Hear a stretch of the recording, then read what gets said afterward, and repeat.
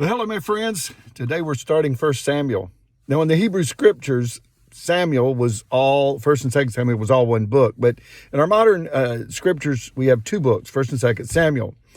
Now, in chapter number 3, we have the young boy Samuel, who was a miracle baby. His mom, Hannah, could not have children, but God provided this miracle baby. And she was bringing him back to give back to the Lord. And when he was weaned, she gave him to the priest Eli to raise in the house of the Lord.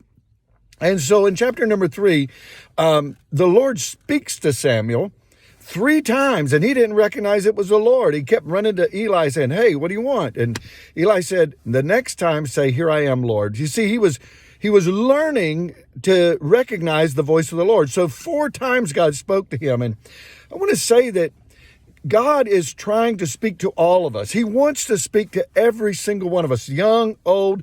We just must learn to listen and hear the voice of the Lord. What is the voice of the Lord? Well, let me just say that today, primarily, God speaks to us through his word. That's why it's so important to read the Bible, know the word, because that's the primary way he speaks to us.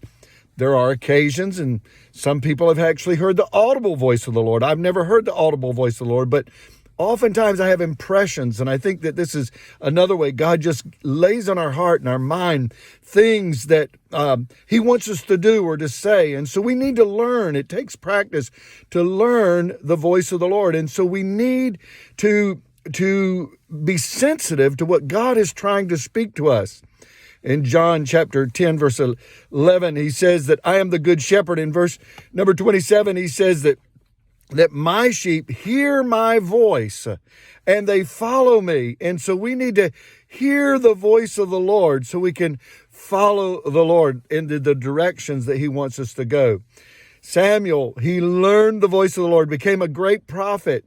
He was also the last judge. He was the last judge and became this great prophet that led Israel during this very difficult time in the transition from the judges to the kings. But I want to say, again, he's trying to talk to you. He's trying to talk to me. He's talking to everyone. We just must listen to him, learn his voice, and then follow him. God bless you. Have a wonderful day. We'll see you again tomorrow. Bye-bye.